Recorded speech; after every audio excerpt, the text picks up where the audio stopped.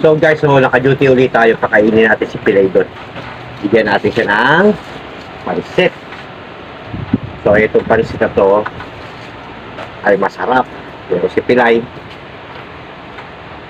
bibigyan natin kasi lagi natin siya pinapakain pag tayo naka-duty. So bukas Sabado, si nanay naman ang makikita ko dyan.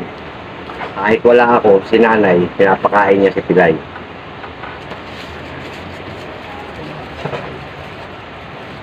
Tara, let's go!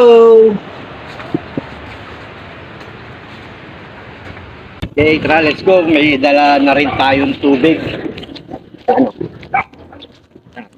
Narinig niyo kumakahol na si Pilay.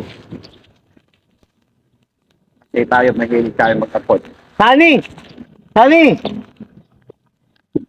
Halika, itong aso na to, yan, ampun ko rin to.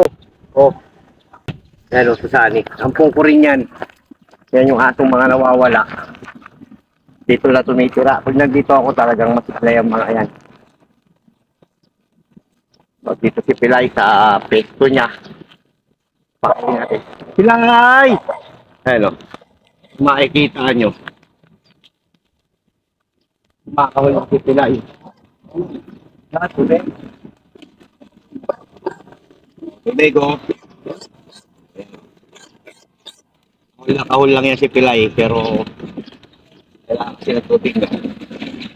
Tuyot na tuyot ha. Bigyan natin din siya ng pansit. Mainom siya. Kasi maghapon walang tubig ay ilang araw akong day off. Kaya pag nandito ako talagang bibigyan ko ng tubig yan. Kasi ito bigyan natin sa pansit pagkatapos uminom.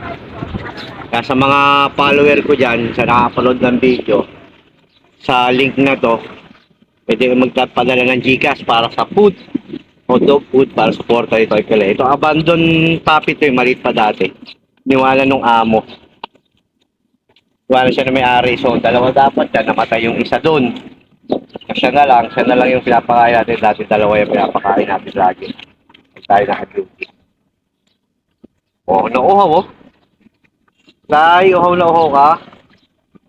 Ilang days kang walang tubig. Dalawang araw akong wala dito. Oh.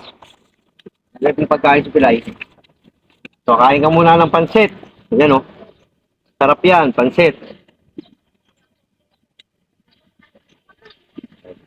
Pero healthy naman yung katawan niya. Kahit di siya naliligo, malinis sa katawan. Kulay puti pa rin siya. Kahit nakabukas tong gate, hindi niya lalabas. Dito lang papatong. So, yan. Busin mo yan ha. So yun guys, thank you very much, salamat. At makabalik na tayo dun sa page natin kasi naka-duty pa tayo. Pilay, ubusin mo yun ha. Thank you, salamat sa nagpa-follow. Gustong magpadala ng dog food. Nandito lang ako sa user base sa Manila East. Sa MDRRMO. Ilalagay ko yung number ko dyan ng GCash to sa inyo na sa akin. Thank you very much, salamat.